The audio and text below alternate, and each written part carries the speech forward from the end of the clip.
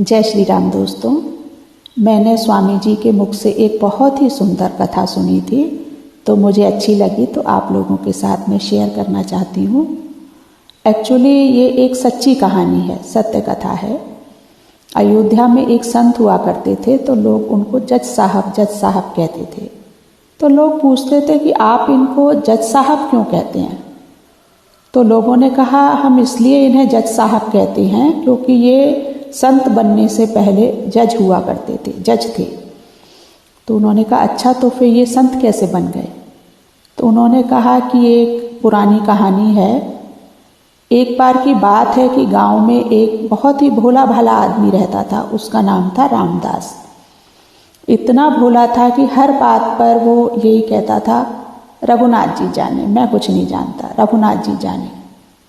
तो एक बार की बात है कि उसकी बेटी की शादी थी। तो उसके बेटों ने कहा कि ऐसा है कि साहूकार से जाके कुछ रुपए उधार ले लो, जब फसल कटेगी तो हम वापस कर देंगे।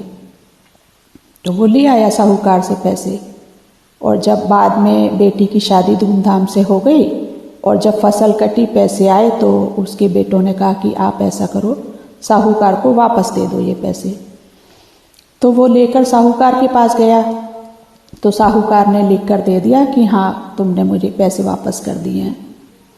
तो उसने कहा पढ़ लो। तो उसने कहा कि मैं क्या पढ़ूं, मुझे तो पढ़ना आता नहीं है, रघुनाथ जी जाने।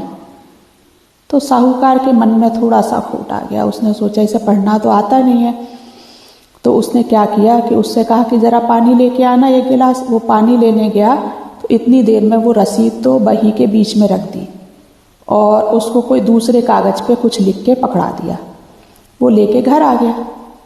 अब साहूकार ने कहा कि मेरे पैसे दो। उसने कहा मैंने तो दे दिए। तो उसने कहा कि तुमने नहीं दिए, इसमें कहाँ है तुम्हारे पास रसीद।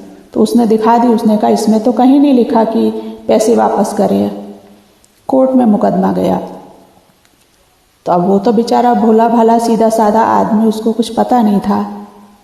तो कोर्ट में गया तो रोने लगा वहाँ पर। तो जज साहब ने कहा कि ऐसा है, रो मत, ये बताओ कि जब तुमने पैसे वापस किए तो क्या कोई वहाँ था। बोला हाँ, मेरे, इनके और रघुनाथ जी के अलावा कोई नहीं था, रघुनाथ जी थे वहाँ पे बस। तो उन्होंने, जज साहब ने सोचा रघुनाथ जी कोई इंसान होगा, कोई आदमी होगा जो वहाँ पर होगा। तो उसने क्या किया जज साहब ने कि रघुनाथ जी के नाम सम्मन जारी कर दिया।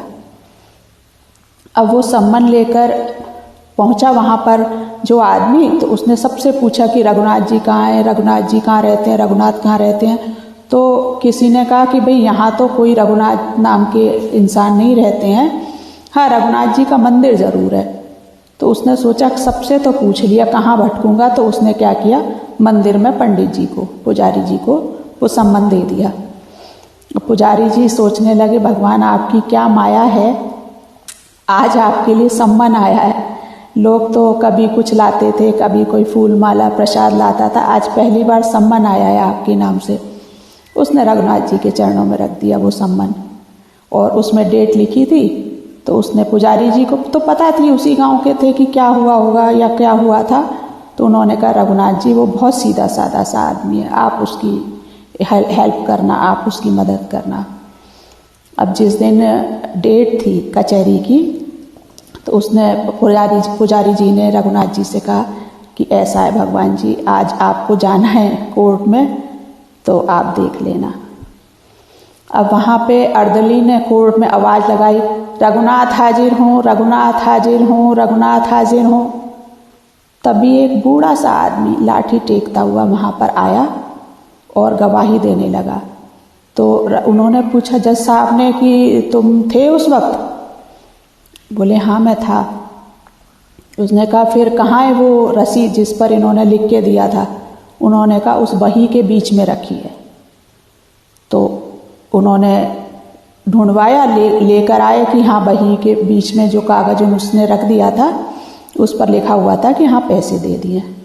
अब वो चला गया आदमी, और उसको जो साहूकार था उसको डांटा उन्होंने। तो उसने कहा सज़ा देने वाले थे, लेकिन वो बोला रहने दो, कोई बात नहीं है, मेरा काम तो हो गया ना, तो इनको सज़ा देने की ज़रूरत नहीं है। बाद में जज साहब सोचने लगे कि कुछ ना कुछ तो कुछ अलग अजीब सा लग रहा है मेरे को। तो उन्होंने उस बूढ़े आदमी को बुलाया, रामदास को, और पूछा कि ये रघुनाथ जी थे जो आए थे? बोले नहीं, ये तो नहीं थे, हमने तो दूसरे रघुनाथ जी देखे हैं। तो उन्होंने कहा अच्छा कोई बात नहीं। फिर उन्होंने उसको, जिसको सम्मन लेके गया था, उस आदमी को बुलाया और पूछा कि तुमने रघुनाथ जी को सम्मन दिया था? तो वो डर गया, बोला कि ऐसा है, मुझे तो मिले नहीं थे रघुनाथ जी, तो मैंने तो मंदिर में दे दिया था। अब तो जज साहब की आंखों से पानी बहने लगा और रोने लगे बुरी तरह से। बोले कि जिसकी अदालत में एक दिन सबको जाना है, वो आज मेरी अदालत में आए थे और मैं कुर्सी पर बैठा रहा और वो खड़े खड़े गवाही देते रहे।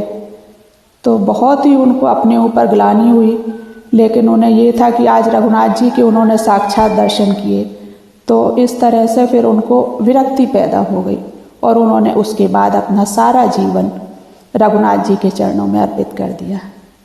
जय श्री राम।